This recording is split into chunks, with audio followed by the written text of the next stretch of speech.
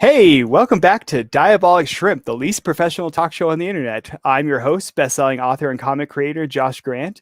And today we have a very special show for you. Our special guest today is Andrea Hintz. And Andrea, she's done novels, she's done video games, she makes music, and we're going to get a chance to dive into all of that today. Just a bit about her. Andrea Hintz is a Christian first wife, daughter, author, screenwriter, songwriter, video game writer, blogger, website designer, and audio engineer.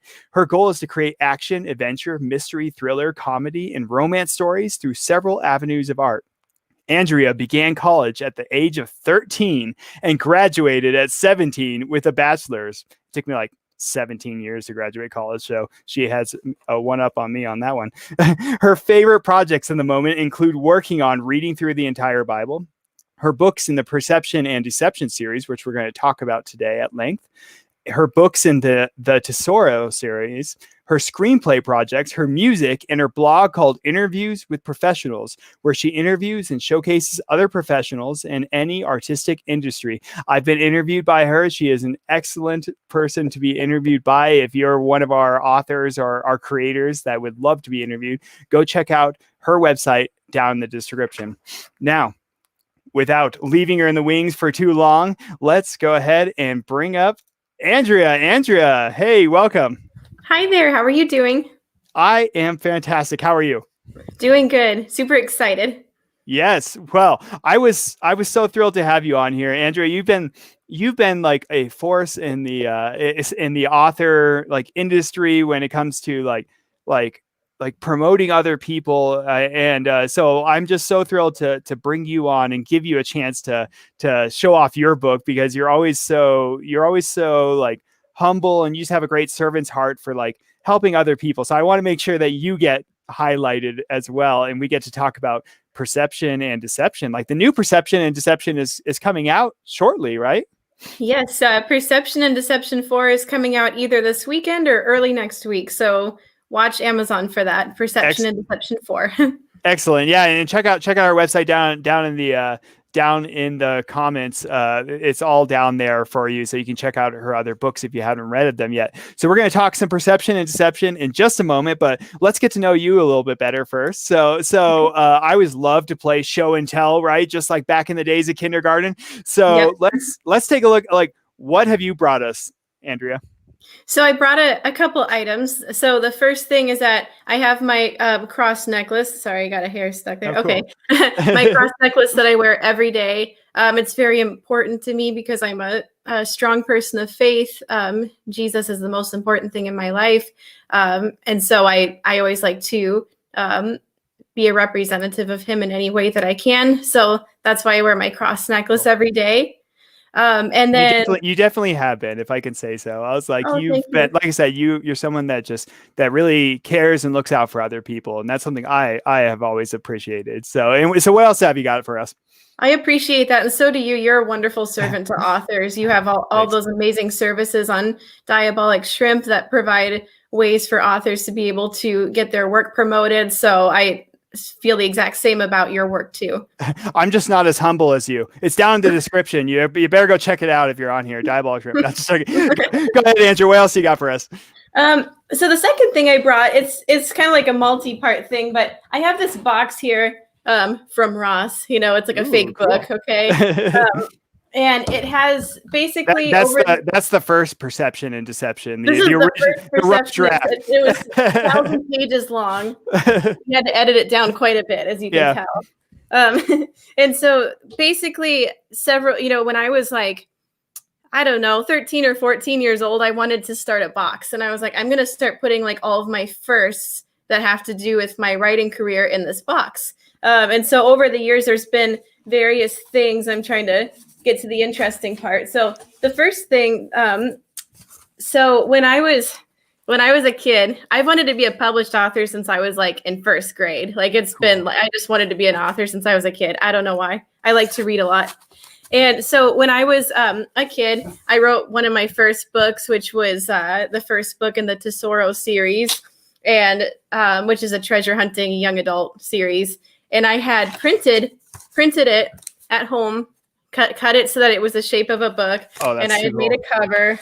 This is like my lame like childhood ideas. And I had it like this, and I had it in my bookshelf in my room for years, because someday I was going to have this real book published. And so that was like my representation of it, which now it is published. So that then it ended up going in the box, and the real book replaced it on the shelf. So that is so cool. That is just so cool to me that you still have that. Like, I wish I had some of my early stuff, and I lost some stuff over the years. My question though is and we'll get back to what else is in the box, but it's what, you eventually did go on to publish Tesoro as an actual series. And you can check it out at her website down below. And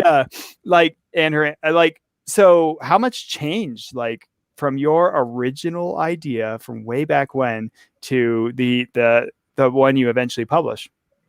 I mean, it changed quite a bit. It started, I know the word count kept increasing. The Tesoro book, I started, nobody knows this. So, but I actually started writing it when I was 13 or something. So it's, if you think it's a kid book, it was written by a kid, at the time. You were in college by that point, so it doesn't count. Just joking. I'm joking.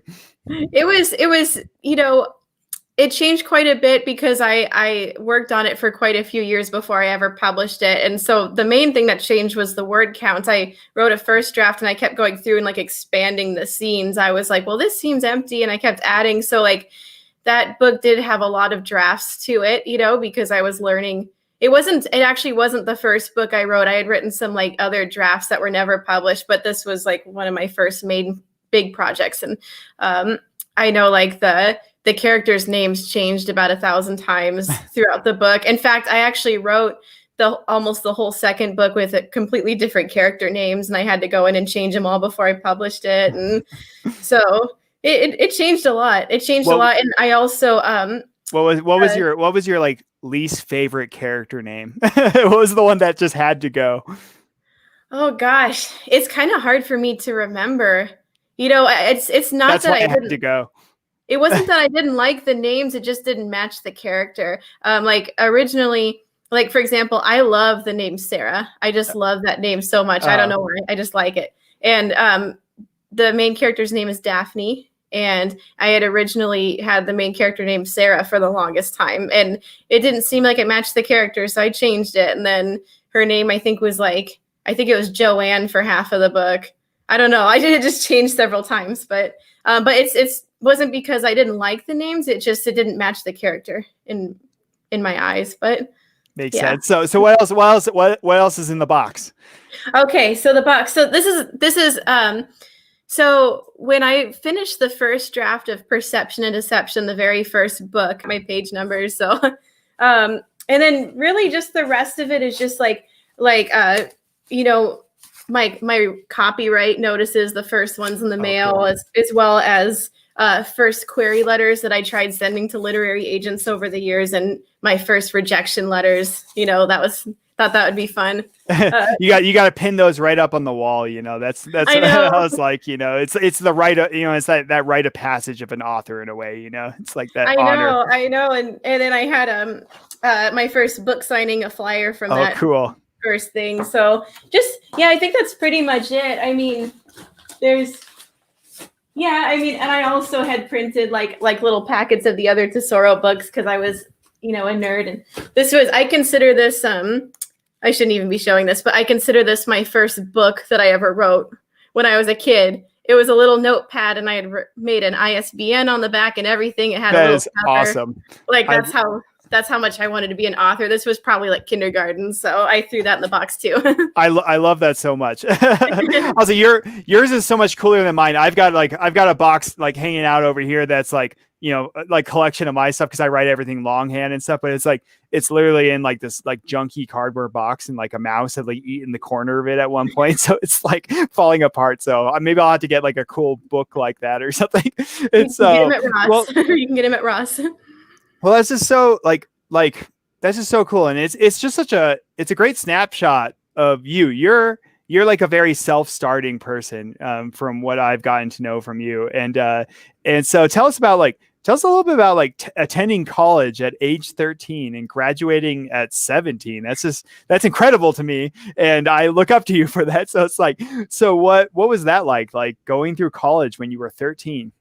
Well, I'm going to preface this by saying that no one really ever knew how old I was when I was in college. I attended a mixture of in-person and online. And honestly, when I was 13 or 14, I kind of looked like this, and I've stayed the same for the past many years. So nobody, they thought I was in my 20s, and so, yeah, how that started was, I went to normal public school until I was about in the 7th grade. I had a lot of experience with bullying at the time. And my mom, who was a teacher, we sat down one night and we're like, maybe we should check into homeschooling, because I wasn't happy anymore in the school. So we ended up, my mom ended up homeschooling me. And I ended up getting through all of my high school curriculum in just a year and a half. So that was like when I was 12.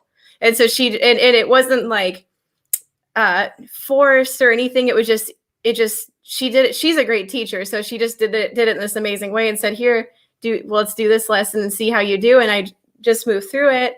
And I got my high school diploma when I was 13. And she said, and I was like, what now? And she said, well, she's like, you can start college if you want. She's like, we can start a few classes and see how you do, if it's something, and if we have to wait a few years, we can wait. It's fine, whatever works, So I just started college, and it really, it went really well. I had great teachers and great classmates, and I did well in it. And I was like, I'll stay in college, and I just moved forward until I finished my bachelor's at 17. So, and then on graduation night, at the actual graduation itself, I did tell a couple of my professors how old I was finally, but I hadn't told them until the end. But that's when you learn that they're like actually 12 too, So, yeah. So I guess that's kind of what happens if you like cut the passing periods out of high school. Like my high school had like 30-minute passing periods. If you cut them all out, you could probably get through high school in like a month. No. It's true. It's true. There was a lot of, things, and extracurriculars, and I could still do my writing and music and stuff, but that it really does add a lot of time onto it. And it was surprising how fast we were able to move through it. Well, and it's just like like I said, a testament to you though, like, cause not necessarily everyone, like, I always think like homeschool is good for like a certain population of people, and like, but you have to be really focused. Right. And it's like, and that just says something about you. You had like, just like, working through these things. But I know another big thing for you though, is like faith. Like faith is very important to you. You showed us your cross, right? So what role does faith play in your writing? Yes. So faith is very important to me. It's the most important thing to me in my life, and keeps me sane through everything. In my writing, I pray about my writing a lot, and because this whole writing career is really it's my life's dream and goal, and so I've prayed about it every night since I was very young. And God always guides me in the perfect directions. Like, for example, and of course I won't say any names or anything like that, but I self-publish all my own work.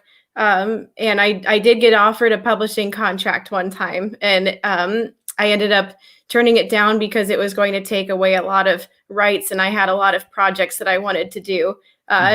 And which you're aware of all the different things that all the different adaptations and stuff of it. But, I prayed about that really hard. And anytime I pray, I can always feel like, feel the right thing to do afterwards. I have like the feeling of peace for the right decision. And so that's been just a huge role. And honestly, I even believe that God gives me all my story ideas because they just come out of nowhere, a lot of the time. So it's a big role in my writing for sure. Yeah. Well, and it is like going through publishing stuff myself, of course, I originally was going for publishing companies. I eventually self-published as well. And but it is a minor miracle when you can pull everything together and actually get a book together. It really is in itself a miracle. And so going the other way though, what, in a way, does writing influence your faith? I mean, I believe it does, because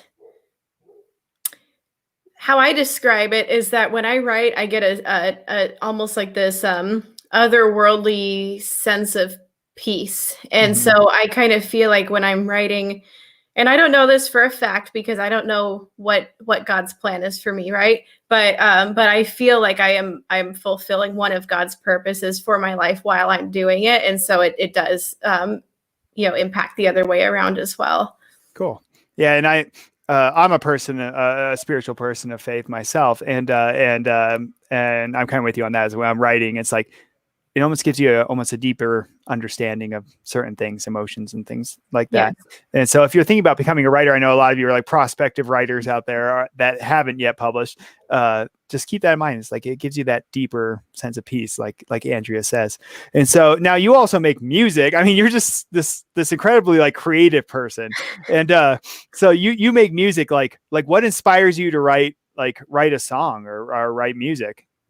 I come from a very musical family, and that's where it's come from. For example, my mom is a guitar player, piano player, saxophone player, singer, and my my brother plays the guitar, and my other one plays the percussion, and my dad is a singer and has a really deep love for music. So we kind of I was just surrounded by it my whole childhood. And so I think that that's where the love of music, comes from. And then also as a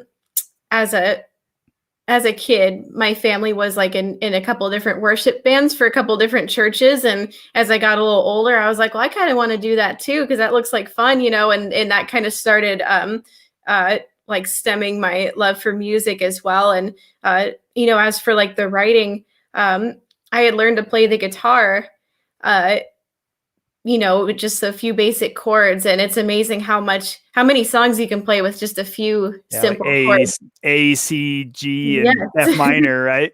You don't have to know that much guitar, at all. It's just from there, I sat down and wrote my first song one night, and I was well, it sounds okay, and I showed it to my mom, and she's like, that's really good. She's like, you should write more. And next thing you know, I had 80 songs written up. So it's I love writing music too, just as much as I love writing books. It's the same rush and same happiness I feel. So yeah. So do you kind of use the same, I guess when you're writing a book or writing a song, is it kind of the same process for you, or is it just I'm so musically blind, to be honest. So it's I have good clappability, I guess. I can clap decently, It's I sing with the kids at church. They I have to get up and sing with them, and I'm always awkward singing. I start to turn British when I get nervous, and so I start to sing British, and they're why are you British? I'm no, I'm not.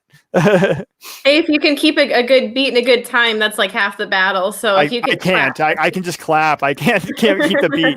But for you, what's that process like? Is it similar to your writing, or is it this different level of creativity? When you make a song? It's different. It's different.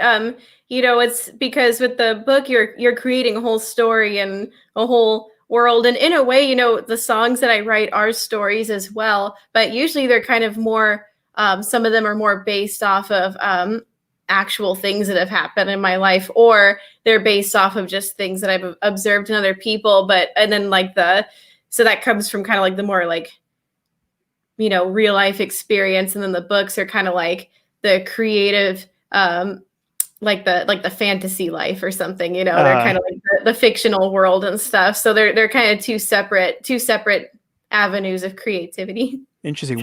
One might be the perception, where all the other one is the deception. There you go. So speaking of like perception and deception, which is your hit like spy series. It's this like spy thriller. It's a great series. I've read it up to where it is now, and it's about to have a new one. I'm excited for.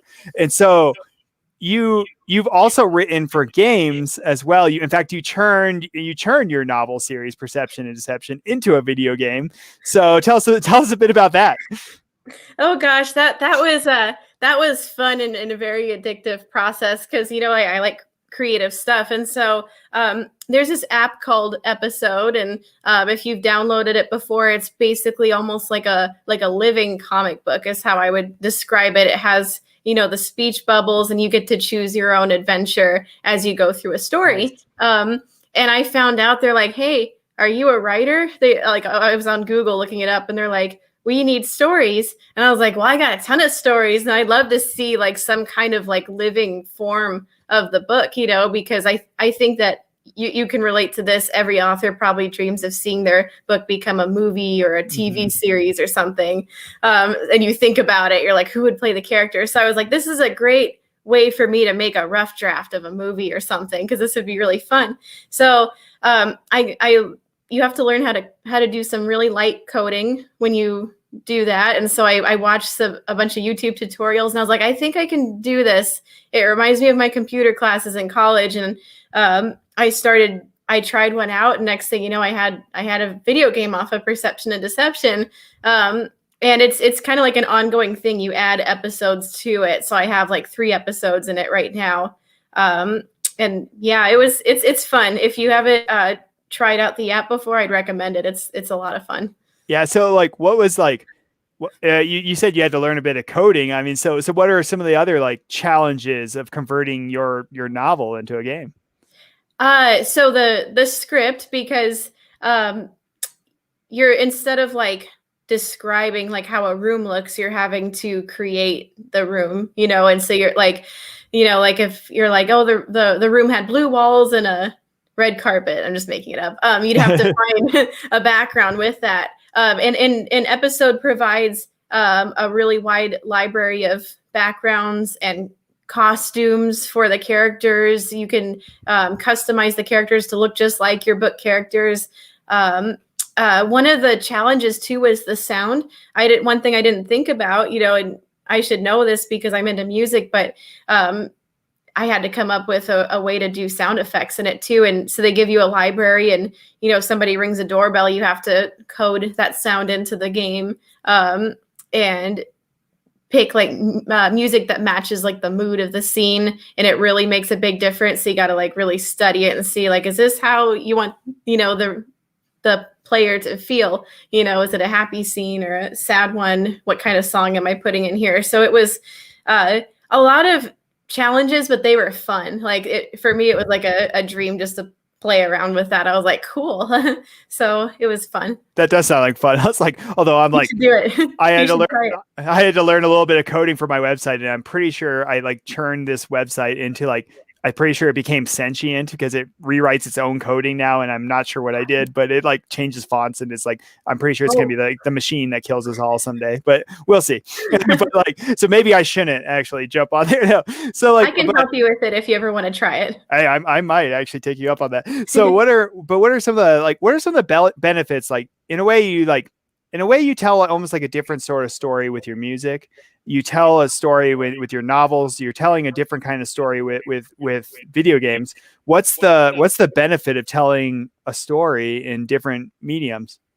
Oh, definitely reaching a lot of different audiences, because, some people, they love music, but they don't like to read. A lot of people don't like to read, and for video games, a lot of people like to play games, but probably not as many, read as well. And so definitely with like the video game, I was like, this is a fantastic way to do what I love, but get it out to a whole new audience now.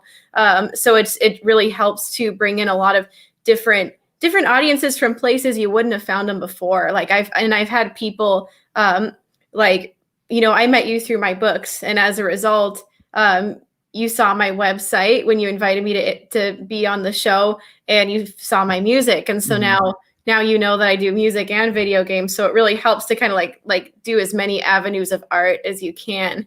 So you can, and then put it all in one central place, like your website, so they always draw back to it and find everything. So, well, then I'll have to learn how to dance or something and like turn the Lost Boy into an interpretive dance. No. We'll see.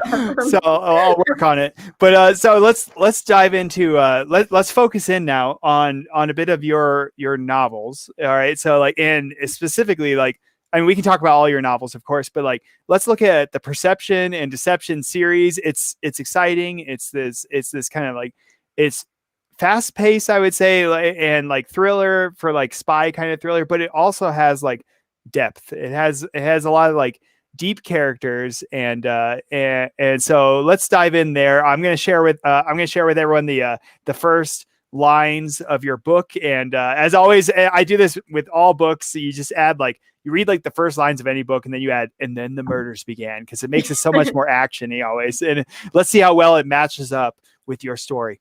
So okay. This from your upcoming book, Perception and Deception 4, I believe. And so, growing up, my dad had a friend named Cesar Perez. Not only were they friends since childhood, but they worked together as bankers when they became adults. Cesar was an interesting fellow who always made our dinners livelier, family bowling more hilarious, and life lighter in general. And then the murders began.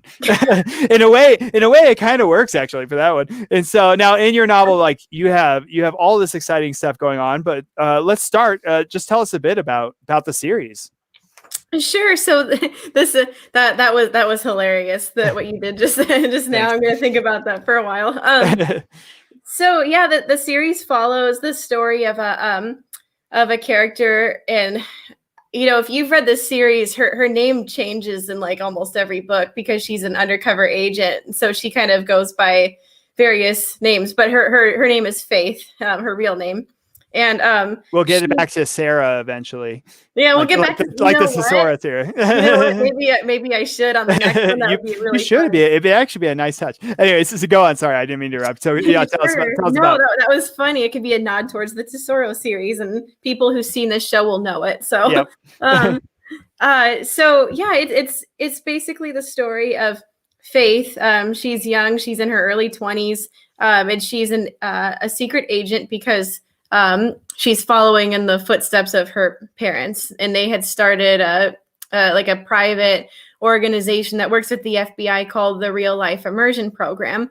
And so she, the series starts off where she had a mission that went really bad, and it's in the months following that. And I won't share the details because you got to read the book. Yeah.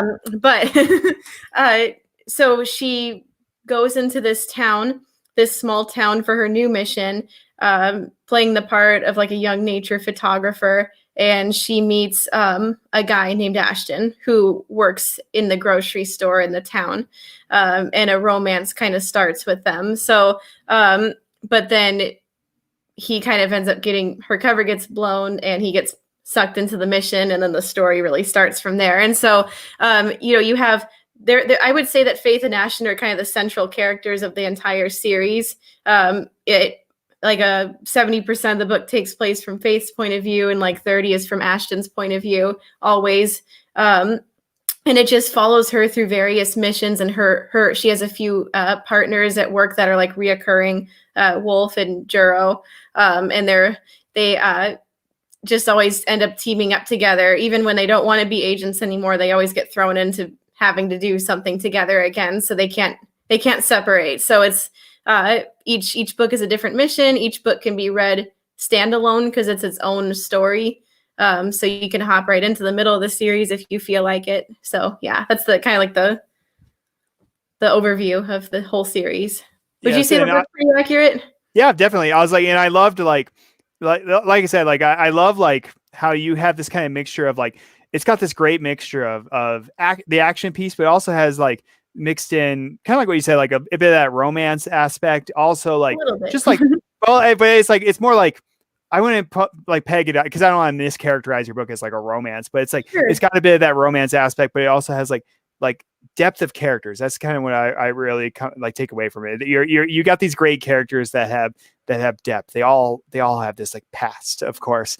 And and they kind of get to know each other more through the books. And then I would say that one of the biggest pieces of the book is just the four main characters kind of building their relationships with each other and just learning more about each other, kind of that almost like a family drama in a way, but well, that's what I liked about it, though. It's like I was like, I mean, you can read my reviews for people that haven't checked it out. You're welcome to read my reviews on Diabolic Shrimp or on Andrea's author page there. But it's like, it's got the, like I said, it's like depth is the one I always come back to. I like that just the character interactions in that piece, and that's what I always loved about it, is just getting to know them better. So any new characters coming up in part 4? Yes, we have that you can share, I guess. yeah. Well, I mean, I can share. There's Cesar Perez, who is he's going to be a new character, and hopefully a continuing character afterwards. Possibly, we'll see. But you have to read the book to find out for sure. And then and there is also a boy named Jose, and he's a 14-year-old who is going to get thrown into their next mission as well. So those are 2 new characters. And then also we have some new antagonists as well. Brand new bad guys. So yes, bring in the villains. Andrea's great at writing some good villains too. Oh, so, I am. I always worry about that. No, I liked them. So what sparked what sparked this series in your head in the first place? This is going to sound lame. And I never had a desire myself to necessarily work for the FBI or anything like that. But I used to think about what if, and I used to think I used to just come up with before I ever started writing this, I don't know if you do this, but I'll daydream and have a whole story playing in my head. I think most writers can do that, to some degree. And so I used to just come up with a whole bunch of different missions and, ways that people could be rescued and things like that. And I was like, these ideas aren't bad. I was like, maybe I should write them down and make a series out of them, and that's kind of how it started. I like anything to do with action and adventure, more so because I like to watch that. I like to watch movies, that are spy movies and things like that. And so, yeah, that's kind of where it comes from, just loving the spy world in general. Yeah, I always daydreamed that I'd be a spy running a YouTube show, talk show, and being undercover. No, just checking. so that's a good story. You should write it. Yeah, there we go. You mentioned movies, right? So what was an inspiration then? You mentioned some of these action movies, right? So what would be one of those action movies that you would say it has some influence on your writing? I'm going to throw, there's 3 that come to mind instantly. Okay. One, but in no particular order, because they're all great. I love the Miss Congeniality series with Sandra Bullock. Yes, that's a great series. It's great. And I would say that the World Peace. You can tell me if I'm wrong on this, but I feel the rating of my books would fall kind of in the same, it never gets too graphic or anything like that. I would say that's a good categorization. Yeah, so if you're wondering if it's adult or young adult, it's just watch Miss Congeniality and you'll know. And then there's I like I Spy, and then also Night and Day. It has Tom Cruise and Cameron Diaz in it. I don't know that one. That's a good one. If you haven't seen that one, just the first 10 minutes of it are so insane. It's just I wish that I could write an introduction that crazy. You have though. You have. I was like that. Don't sell yourself short, Andrea. Like I said, I really do love your novels. So thank you. So and it's just so great, especially from you. You're just saying you just pull it out of this daydreaming stuff. So how did this series change over the course of you writing it? Well, it changed a lot because I wrote the first book and I wasn't sure I was going to write a second one. And so honestly, the ending of the first book, at the time, I thought that was going to be it. I didn't really know if I was going to write a second book anymore. And so then I started getting more ideas and I was like, I could turn this into a series and I could just try it, so I started writing the second book. And then after that, books 2, 3, 4, and now 5 happen, but it's, you know, like I didn't know, you know, if Wolf and Juro were going to be reoccurring characters or not. Juro was never meant to be like a main character. He was like an accidental really? Character. Yeah, he wasn't in the original outline or anything. I threw him in because I thought he brought an interesting element into the storyline. That's interesting to hear, though. Just knowing where things went. So I know, right? Like, and all of a sudden, you know, because he didn't show up in the first book until like the second half, and then I thought I was done with his character, and then the second book came around, and I was like, what if Juro suddenly comes knocking on Ashton's door? What happens next? You know, so that's kind of how the second book kind of started. So that's, you know, then after that he became a series regular. I won't say the details, but you know, like that special bombshell that happened at the end of book 3. That wasn't planned for. I'm not sure if you know what I'm talking about. Yeah, I know what you're talking about. So that's interesting, though, that it wasn't planned for. So no, but it fit, right? It worked out. Yes, that's what I was like. And that's sometimes like, just as a writer myself, right? It's like, that's sometimes my favorite things, is those things that kind of spark. It's more of a like organic, like how it kind of like grows or whatever. So which part of the series, though, for you was like the most challenging to write? I would say, I'm trying to think. I mean, I suppose, I don't know if this would be, it's one of the challenging things. When I first wrote the first book, and I wrote the first book like 6 or 7 years ago. I wasn't, I had never been in a relationship. I'm married now, but I hadn't had a boyfriend or anything. And so, you know, Faith and Ashton's story, or like their romance with each other, I didn't know anything about relationships or anything, so that part was probably pretty challenging for me at the time. Now that I've, you know, been in a long-term relationship and I'm married now, that part comes a lot easier now, and their relationship has grown as my relationship has grown with my husband, which is funny. Like, I would say, they fight all the time. It's weird. No, I'm just joking. No, I'm joking. No, they never fight. But you know, in a way, like their relationship is based off of me and my husband. You know, because that's where I've learned everything about relationships and marriage and things like that. So in the beginning, that was kind of hard for me to figure out. How do I write a good relationship? What does that look like? You know, so I probably based it off of my, you know, what I knew. My parents had a good marriage, and you know, grandparents on both sides and stuff too. So that's, yeah, had to think about that one. That was me. I was like, after, you know, I wrote my first horror book, and then afterwards I went on an actual cruise where I had to kill monsters, and now I had to go back and rewrite it. No, just I judge you. So like, what like who is your favorite character in the series? You know, I feel like this is going to sound corny, but I kind of love them all equally, because they all are kind of like different versions of my personality, you know. Interesting. Like, but you know, like, so which version is Faith of your personality? Faith would be when I'm feeling braver, you know, and I feel like her character is more brave than me, honestly, but she's kind of like who I would like to be in a way, and like when I have my good moments, then that goes into her character, you know.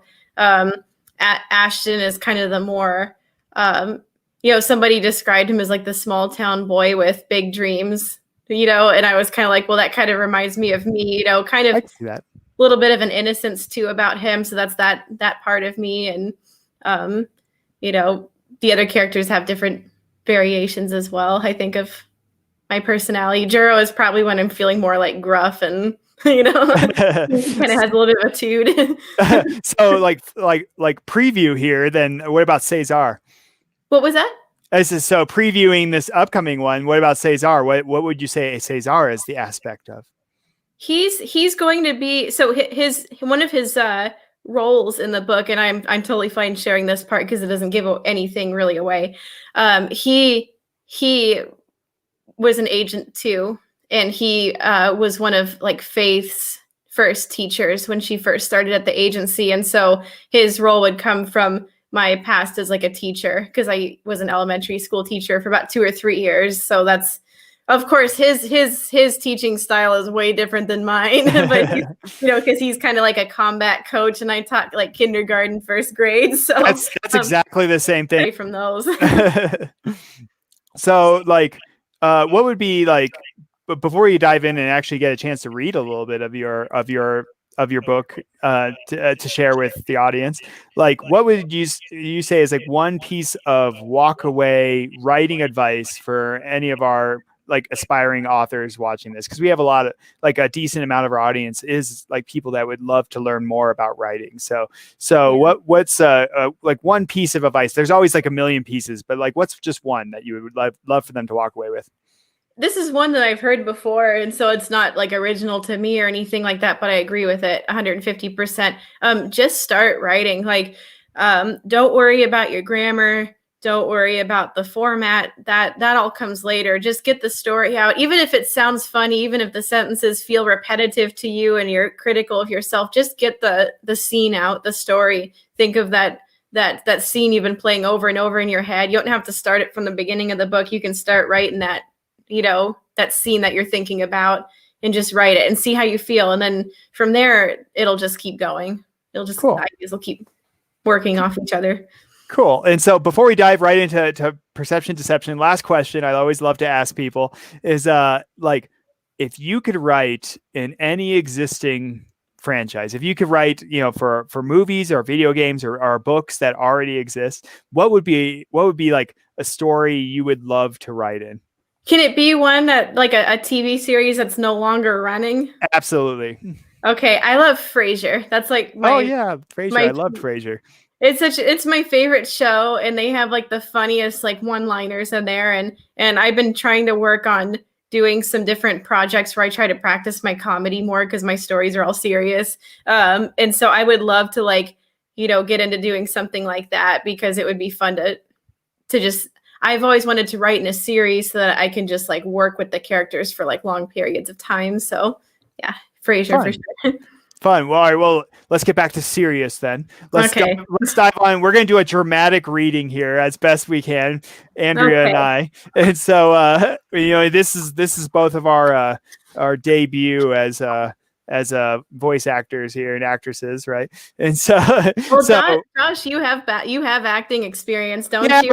I was stage acting, and I had plenty of time to practice before I ever had to get in front of anybody. It's more than I've had. So you sing. You got a leg up on the competition here. So we've got the first few pages, right, of perception and deception 4. So set the scene for us, Andrea. What's going on here? All right. So yes, this is the prologue. So this is a section from the prologue of the book, a flashback to the night that Faith discovered her parents were actually secret agents. She's just 15 years old, and something strange is certainly going on in the Evans household as she's doing her homework. Her parents have brought a nervous stranger into the house and have asked their close family friend, Cesar Perez, to sit with Faith while they handle a situation in another room. All right. So it's this dramatic beginning to Faith as a character in a sense. So let's dive in. Would you like to narrate? You do it. How about you pick? I'm fine with either one. All right. I'll narrate for us, and we'll just do it just a couple pages because you know how it is. It's like when you're reading a book, it's always better in your head. So so it's like we'll be dramatic though, and we'll try to like your books are already dramatic, so it really helps out. So let's dive in. You play all the women, I'll play all the men, and I'll narrate for us. Got it? Okay. Sounds good. I was always terrible at cold reads, mind you, so bear with me. Gosh, you're gonna do better than me. I was too nervous, but all right, here we go. Dad placed his hands on the stranger's shoulders in a calming way and then guided him toward his den down the hall. Mom stood up. I'll be back, sweetie. Oh, is this Faith right here? That's bad acting. Okay. So You're good. Mom stood up. I'll be back, sweetie. Why did he bring him here to spend the night? I asked. Mom didn't make eye contact, still staring down the hallway. His AC went out at his house, so your dad offered for him to stay here. Excuse me. She nodded at Cesar and then disappeared down the hall. Cesar slowly walked over and sat down in an armchair. What's going on, kiddo? How's life as a teenager treating you?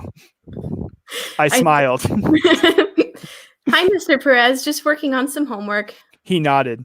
There was certainly something unusual going on, and I had a strong desire to ask him about the nervous stranger, but I knew I'd only get a generic, non-informative answer. So instead, I stayed quiet, hoping to hear the conversation going on down the hall. But once the door to the den was shut, I couldn't decipher a thing.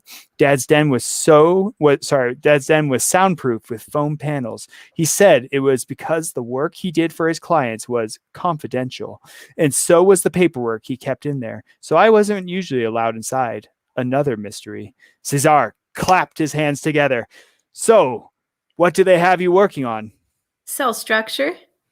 He nodded and glanced up at the TV. The next episode of my show had already started, and I couldn't help but shift my attention to the beginning of the story. I glanced down at the remote, wanting to turn up the volume, but I didn't want him telling on me. He picked up on it right away and chuckled. I won't tell. I smiled and turned the volume up. We have a difficult case to work on, the FBI agent said. We have a possible kidnapping of a man, but we don't have any leads. I'd seen this episode before, but the story still sucked me in as though it were for the first time. Cesar must have noticed my eyes cement to the television because he laughed again. You really like these shows, don't you? I nodded. Yeah, I do. Cesar seemed to be studying me, and I finally shifted my eyes to him. Have you ever thought of doing something like that? He asked. I felt almost embarrassed to say yes, so I didn't respond right away. When I finally did, a different answer came tumbling out. I would never dream of it. Boom. Dramatic scene. So, and that was just a snapshot. Like I said, this is a great series, Perception and Deception. Check it out. It's got drama. It's got action, and as you can see from there, it's got this bit of intrigue always, and there's a mystery, there's a twist waiting to happen. And so, Andrea, before we kind of float our way out, how can our audience support you? You're this fantastic support of everyone else, and so we already have your Amazon author page is down in the description. So is your website. Do check that out if you get a chance. She is a fantastic author. She also is great at interviewing other people in the field. So, but how can we support you as an author or as a musician? Well, my biggest thing is book reviews. They're more important than you'll ever know if you're not a writer or an author. They really help increase the visibility of books on Amazon. The more reviews they have, the higher up the rankings they go, so people can find them. So if you've read them or are going to read them, definitely review them afterwards on Amazon and Goodreads if possible, and subscribing to the YouTube channel on my website as well is a great way to support me as a musician too. Awesome. Well, Andrea, like I said, it's just been a real joy to have you. Like I said, you have a great heart for other people. So I really hope that this brings you some new readers into the series, because I've read up to this point. And so I'm excited to see when the next one comes out, hopefully very soon. Yes, very soon. Very soon. Just in the next few days. So it's almost available. So, all right. Well, Andrea, I really appreciate you being on. And we'll bring it back to me. So, well, that was Andrea Hintz. Like I said, all of her stuff is right down there in the description. So check it out. It's a really exciting series, like I said, with also very heartfelt characters with depth. If you want to support this channel, Diabolic Shrimp, or the website, go check out. You can check out my books down there. You can hit that subscribe button. Percentage of all the money I make from this goes towards universally good things like ocean exploration and breaking the poverty cycle and childhood disease research. So please do join us in that mission. Come be a world-class spy and save the world by doing that. And please do also check out Andrea's books. And hey, we really appreciate you. This has been another episode of Diabolic Shrimp. Have a good night.